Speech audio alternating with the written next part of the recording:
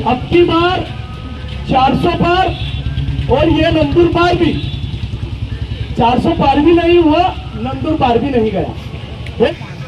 आजच्या या विजयाच्या महापर्वामध्ये जमलेले सगळेच पक्षाचे पदाधिकारी कार्यकर्ते आणि ते सगळे कार्यकर्ते पदाधिकारी ज्यांच्यावर प्रेम करतात असे आपले आदरणीय सगळ्यांचे नेते आदरणीय उदयसिंहदादा पाडवी साहेब, मित्रांनो 1,59,120 ही लहान विजय नाही, धनशक्ती पे जनशक्ती याचा एक संदेश है।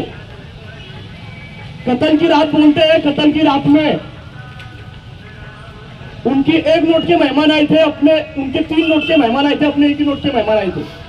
समझ जाओ, समझदार को इशारा काफी। आपला हा विजय एक जमिनीच्या कार्यकर्त्याचा विजय, हा विजय एक कष्टकरू शेतकऱ्यांचा विजय, हा विजय एक गोरगरीब ते आई बहिणीचे ज्याच्यावर अत्याचार झाला दादा, मणिपूर सारखी एकदम दुःखद घटना या देशात घडली, त्या माईंना आपल्या सगळ्यांच्या या विजयामार्फत श्रद्धांजली आहे। मित्रांनो, काही माझे भारतीय जनता पार्टीचे मित्र आहेत, ते सांगत होते तळोदे शहर में इनको बूथ पे बैठने वाला आदमी भी नहीं मिलेगा और इनको तो हम भगा भगा के छोड़ेंगे। असे काही भारतीय जनता पार्टीचे माझे मित्र आहेत, काही पहिले आमच्या सोबत होते, आता तिकडे गेले, धन्य आहे तिकडे गेले, चांगलं आहे। आणि काही लोक सांगत पण होते अब की बार 400 पार और ये नंदूर पार भी 400 पार भी नहीं हुआ, नंदूर पार भी नहीं गया।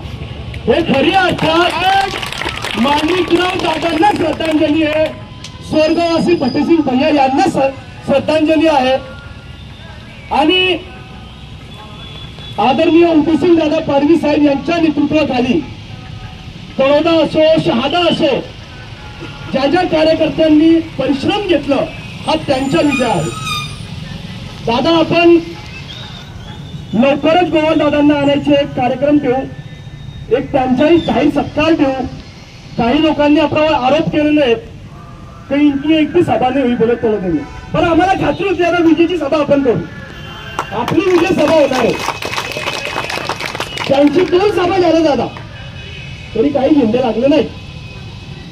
आता आपल्याला विजयाची सभा लवकरच घ्यायची आहे आणि मी राष्ट्रवादी काँग्रेस पार्टी असो, काँग्रेस पार्टी असो, शिवसेना उद्धव साहेब ठाकरे गटाचे कार्यकर्ते असो, कोण कार्यकर्ता या कार्यक्रमात दुखावला गेला असेल, कुणाला काही शब्दाचं काही वाईट वाटलं असेल, कुणाची भावना दुखावली गेली असेल, त्या सगळ्यांना आमच्या सगळ्यांच्या पदाधिकाऱ्यांच्या वतीने मी जाहीर माफी मागतो आणि येत्या विधानसभेमध्ये आदरणीय उदयसिंहदादा पाडवी साहेब यांना आपण एक मनाने एकजुटाने आमदार म्हणून आपण विजय करू, याचा आपण संकल्प घेऊ।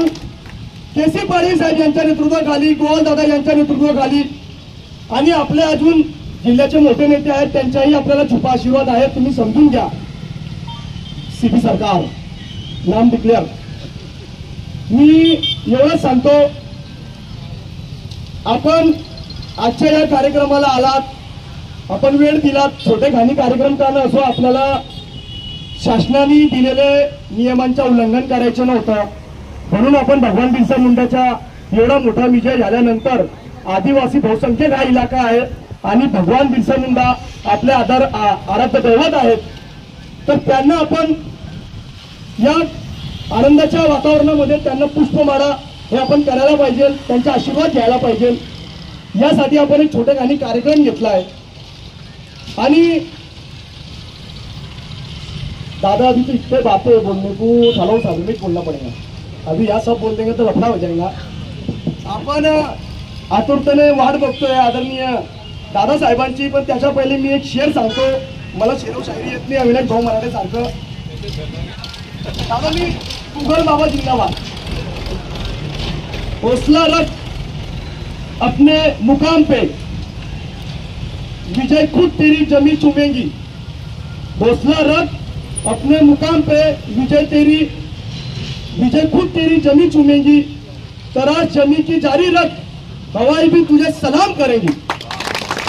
आदरणीय गोवाल दादा आपल्या आजपासून त्या या नंदुरबार जिल्ह्यासाठी अहोरात्र मेहनत घेतील।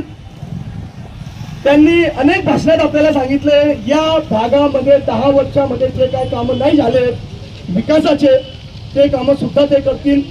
आदिवासी समाजासाठी ते सुद्धा संसदेमध्ये तिथे आपले आवाज उठवतील।